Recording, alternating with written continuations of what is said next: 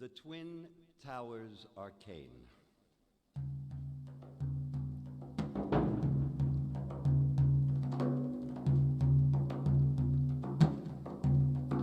Such morning as we might wake from, having been woken from by such a light, to see the light at last,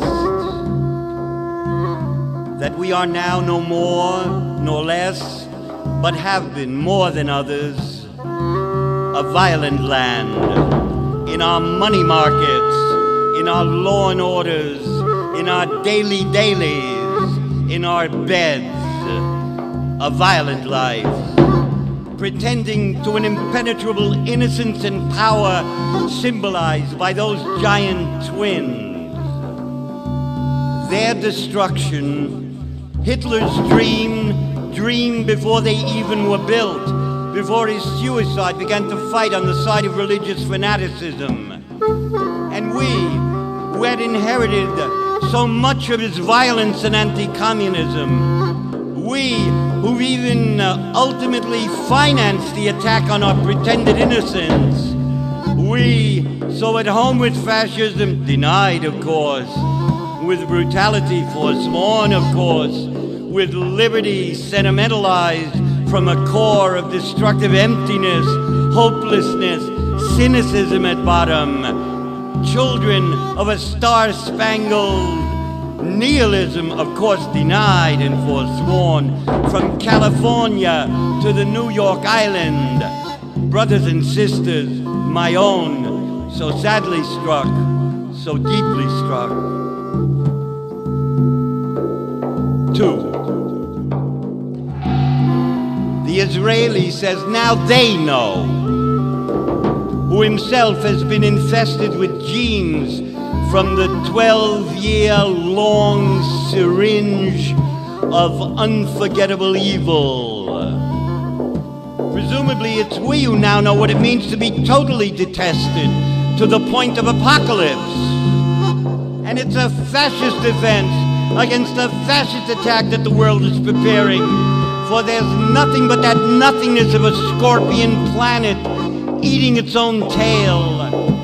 And it's the awareness of that truth that doubles the mourning and profounds the fear of the loss of the innocence that was a lie in the first place. This time, we're really trapped by truth, and it grieves us who've been so comfortable in the liberty of the lie. This time, the total mobilization of war consciousness says, even if pacifism grows, even if it prevents responsive attacks, even if nonviolence triumphs, the future will be like a black man who, or like eroticism which, while no longer lynched or censored, will nevertheless never feel altogether at home in worldly life. The rule of nothingness is complete now. God murdered on one hand, God suicided on another. The triumph of fascism. We're ordered to live out our non-violent lives, buying and selling and praying to violence despite ourselves. Because there's nothing else. Nothing's changed. It's only standing more revealed. 3.